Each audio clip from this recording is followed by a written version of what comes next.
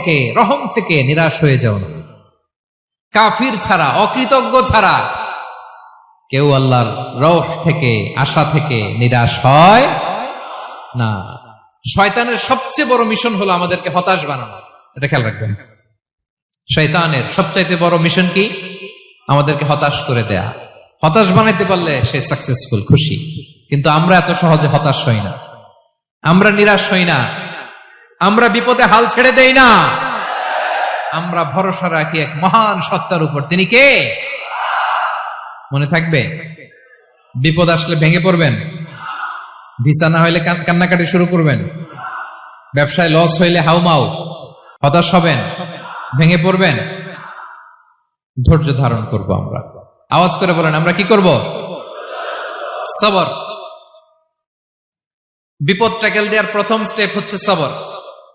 ধৈর্য ধারণ করতে হবে। অবশ্যই সাবিরিন, ধৈর্যশীলদেরকে সুসংবাদ দাও। বিপদ থেকে বাঁচার দ্বিতীয় স্টেপ হচ্ছে এই বিপদ থেকে উত্তরণের চেষ্টা করতে হবে। কন্টিনিউয়াস প্রচেষ্টা চালিয়ে যেতে হবে। ওয়াল্লাযীনা জাহাদু ফিনা লানাহদিয়ান্নাহুম সুবুলানা।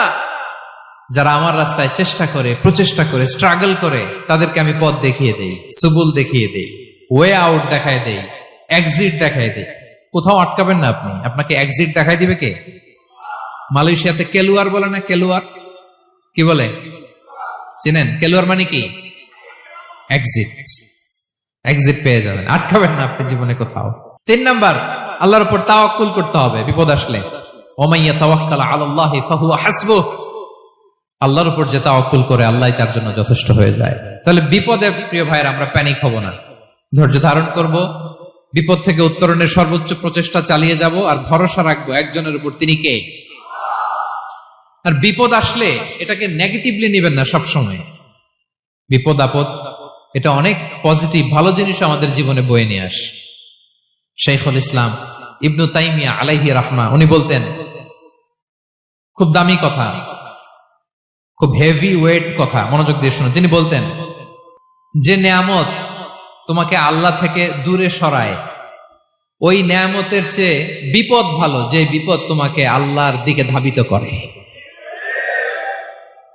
আই রিপিট, আমি আবারও বলি, যে নাজ নেয়ামত তোমাকে আল্লাহ থেকে দূরে সরিয়ে দেয়, সে নাজ নেয়ামতের চেয়ে ওই বিপদ আপদ ভালো, যে বিপদ আপদ তোমাকে আল্লাহর কাছে টেনে নেয়।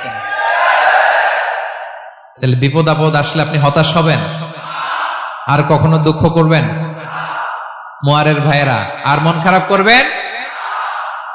আপনি খেয়াল করে দেখেন, বিপদ আসলে আমরা আল্লাহরে ডাকি বেশি।